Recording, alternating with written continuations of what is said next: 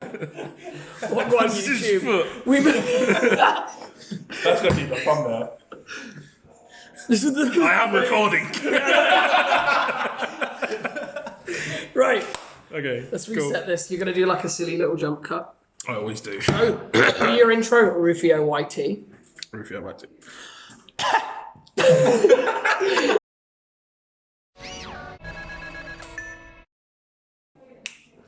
Hi guys, welcome to Rufio. It's Joe here, and we're back with Jimmy, the KFC guy now. Yeah, well, my Colonel Sanders in the chat. This is kind of evolving. My 11 secret spices, which is like all the cards that I had to cut from this deck before I actually did the profile to keep it safe. Well, he's here to showcase us some good stuff. Yeah, so like 2 generation old good stuff. It's the deck that I played for YCS Dusseldorf, going 9-3, losing. Oh yeah, the important one. YCS Dusseldorf 1. Dusseldorf 1. Not the whole. If YCS is so good, why don't they do a YCS 2? Konami announces YCS 2. Well, he travelled all the way to Germany Fafa. and got into number 1. And how did you finish? You did good. Yeah, I felt pretty good about the deck. I felt very good about the day. I lost to lack of knowledge and lack of control of the mirror match. All of my losses, I feel, were out of control to blowout cards. My losses in the Salamangreat mirrors were both game 3, make standard combo, sit there thinking, hey, great, I'm going to be continuing XO, and then getting super polyed for game. Sometimes that's how it is. And then we lose to game 2 and game 3 evenly matched with Sky Striker when I can't actually set up the counter trap and their board is too strong for me to keep recurring. But it's the kind of chance you go for with the event. Like these things happen. It's the thing. I always say you sign up for this BS when you play Yu-Gi-Oh! Like, damn right you do. It's not a truly fair game, but... Well, yeah, I'm here to bring you guys the profile of what I played. Absolutely. I'd say it's one step behind what a lot of the CCG guys played, but I was happy with the list overall. And you made some improvements since as well. Definitely. That will be probably something that comes out in about 2 weeks, hopefully on this channel and on mine, following the next couple of regionals I'm going to, but I'm not quite ready to reveal some of the Colonel Sanders secret spices. 11 herbs and spices. Well, let's see what you took to Dusseldorf. So the list is, I guess it becomes fairly standard, but the trick was it's only standard because that's where everyone had kind of gotten to in their own testing. This is far beyond the list that was kind of prevailing before the YCS, but this is, like I said, about a step behind the better one. I think playing Trap Trick was a not playing Trap Trick and not playing Impermanence was a mistake, but I didn't have that. But we'll go through the list also. So we start off with, of course, the 3 Salamangreat Gazelle. This is obscene in the fact that if you can recur this every turn, it's just unfair. I won't be this long on all of the cards, but something I told everyone going into the event when they asked me for advice on beating this deck is if you can break their board, don't just break it and then set up like a couple of weak things. You have to kill them, because otherwise they will have this in their hand, and that's all they need with the spinny engrave to more than likely kill you if you don't beat them. So the trick to this deck is, while its opening boards may seem fairly pathetic in the form of 1 negate and a few sub 2000 attack monsters, if you can't kill them, you will lose. Like, if you can't kill them and still have enough resources to put up an equal strength board, you're getting Fusion of Fire, you're getting hit for 10k, and you're gonna lose. And this regenerates from like nothing. Like literally, this is already in your graveyard because you've made Mirage Stalio every time, and then this is always in your hand because if your Firewolf, Sunlight Wolf. And you just need this because you've got this, and you've got Jaguar in the graveyard if you need to put the Stalio back. So it's just dumb. Then we played, for the other Salas, you played 2 Foxy.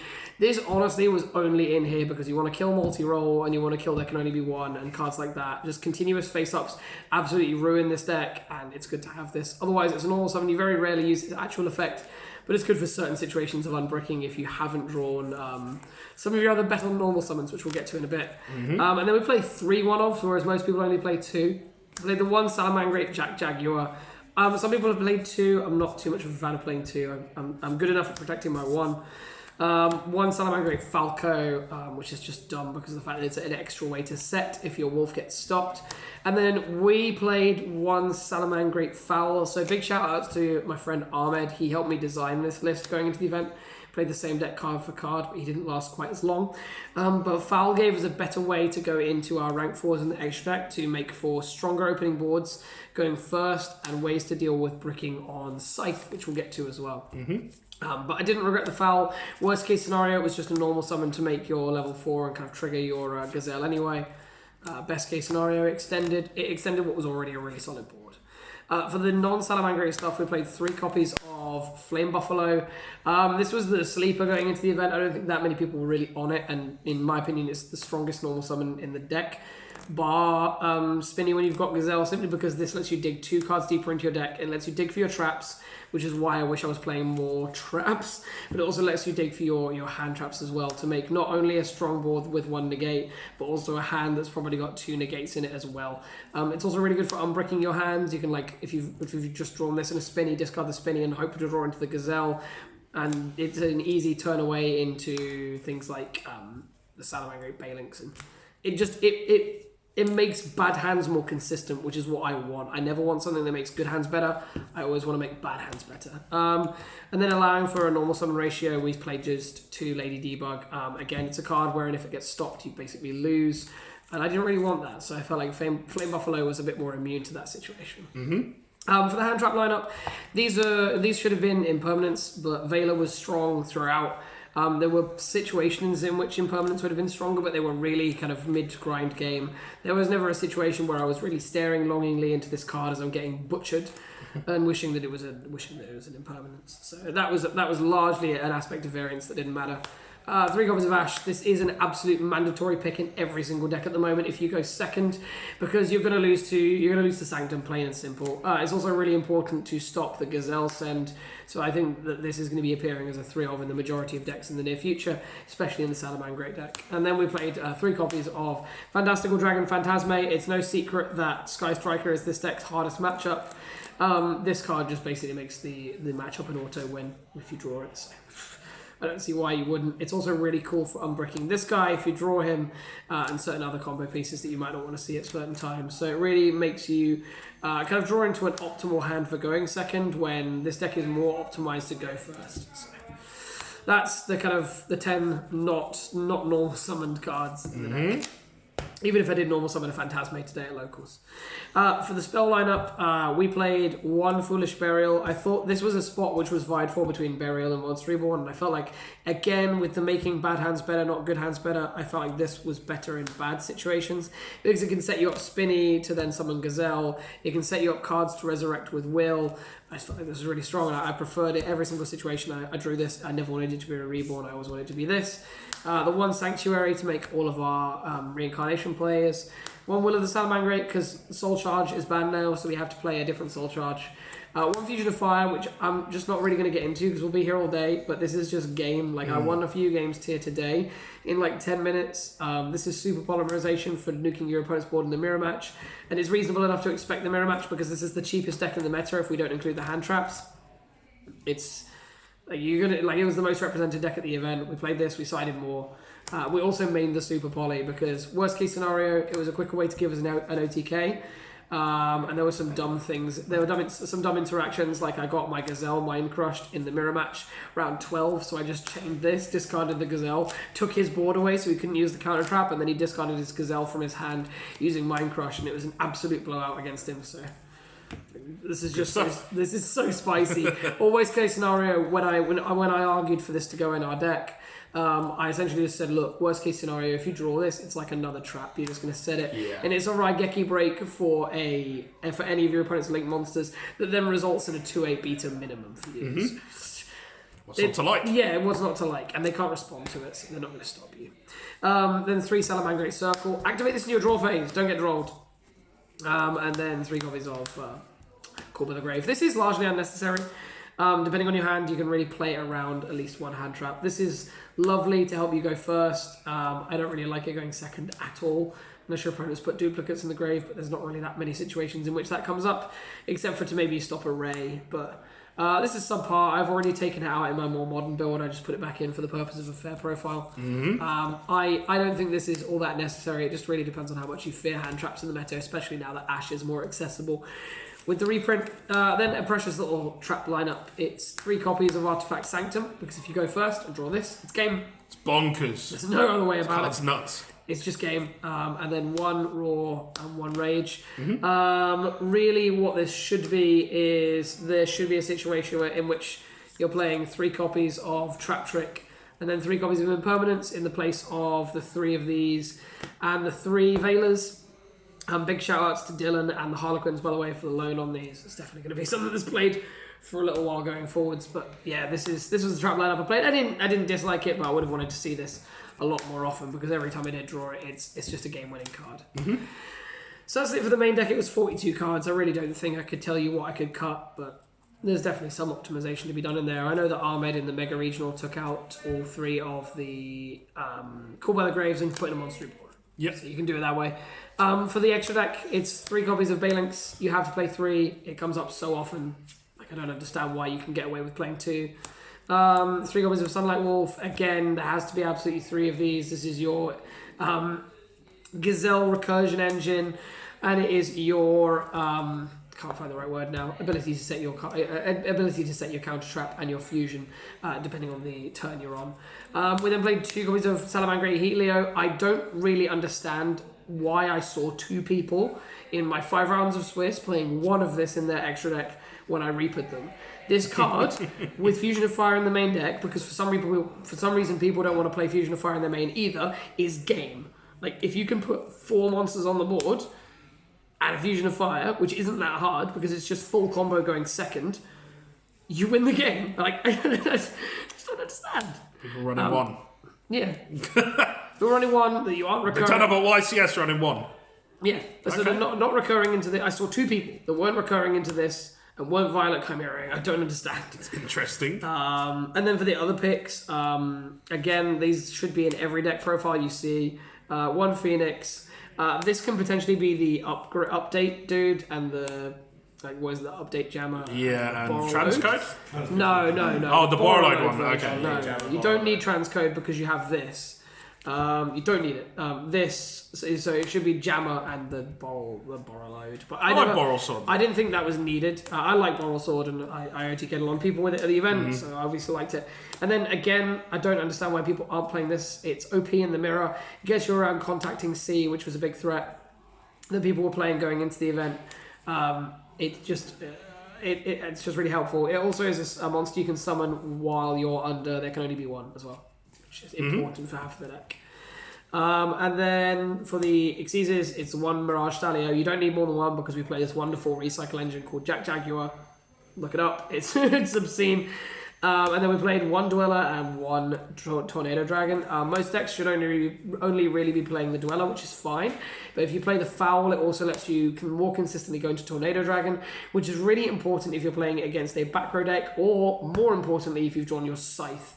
Because you can actually set Scythe, make this at the back behind Sunlight Wolf, instead of making the cat, and then you can pop your own Scythe.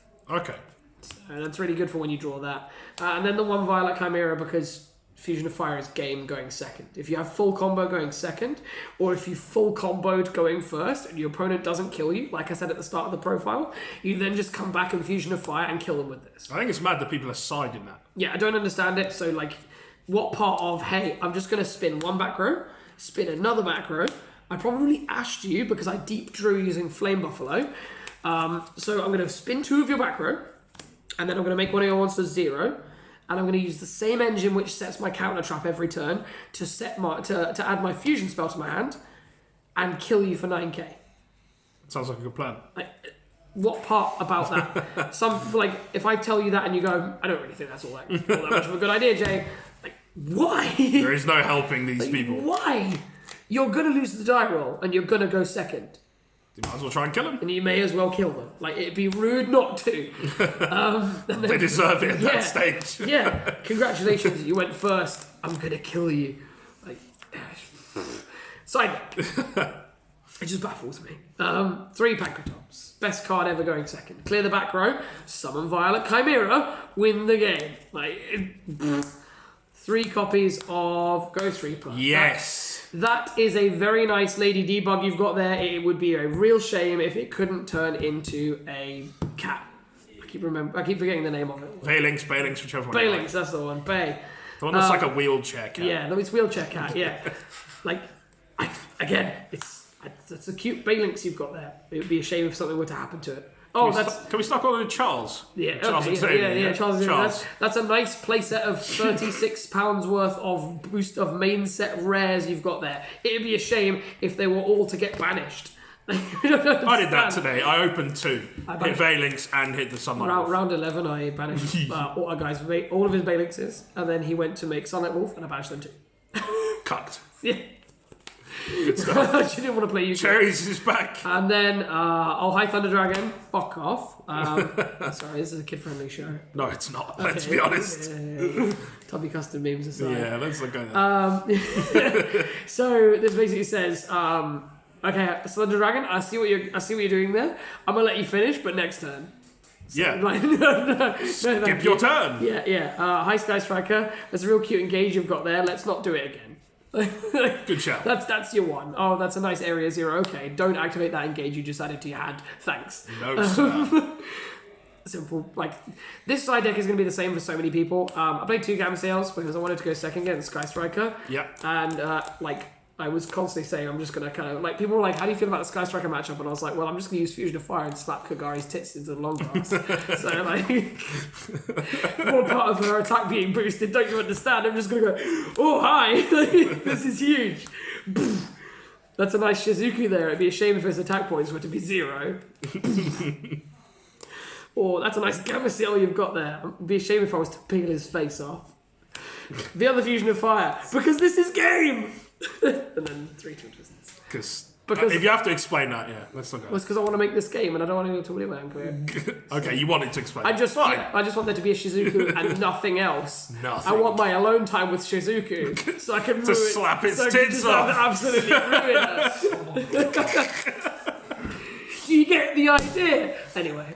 So, ladies and gentlemen, thank you very much for taking the time to share your previous incarnation. Share my intense belief that this is just... This is beautiful. It doesn't belong in Yu-Gi-Oh! But yeah, it's just incessant because like the deck does 2 things. It sets up a consistent board with good trap cards like this and impermanence and their own... And who doesn't love traps, right? Let's behave. Their own like you've got hook, line and sinker. Like with their own inbuilt trap engine that basically says, hey, I'm not going to lose going first and then I'm just going to do the same thing again next turn but blow you out. The deck has an unfair amount of board clearance, and anyone that doesn't see that is a fool. And anyone who thinks that this is just a fad after Dusseldorf 1 and 2, you better keep siding for the deck. Time to get cucked. I am certainly going to be playing it for more than likely the rest of this format. But yeah, finally, again, big shout out to Ahmed and all the guys that I travelled with for YCS Dusseldorf. You all know who we are. We had one of the best rooms in the whole event that didn't actually top. We were 3 out of 4 of us topped position 9-3. One of whom on the bubble and we all took our losses day 2. So we all came close. We'll all get it next time, but yeah. And then you're going to smash Nats and everything else along the way? 100%. That's the plan. Watch cool. this space. And is that it for shoutouts? I believe so. Cool. He always forgets this. No, I don't have So I'm not actually sponsored by Manascrew yet. No. Oh, okay. So hopefully Mark sees this. Well, I will give the shout. Yeah. Big shout out to Mark. Thank you very much. He gives us the space to record this. Us. Man doesn't have his own studio. Big budget YouTube. Yeah, okay. He gives me the space to record this. Thank you very much for taking the time. Always a Thank pleasure. you very much for Pleasure watching, viewers. And don't forget to subscribe. And I will see you in the next one. I'm afraid that's all we have time for in this video. If by chance you haven't had enough of listening to me waffle at you through a video about a children's card game, you can follow me on Facebook and Twitter. The links are on the screen, or if you're feeling really lazy, you can click the links in the description. While you're at it, don't forget to hit that subscribe button so you don't miss out on future content too. It'll make me smile, I promise. And who can ask for more than that? Thanks for watching, see you in the next one.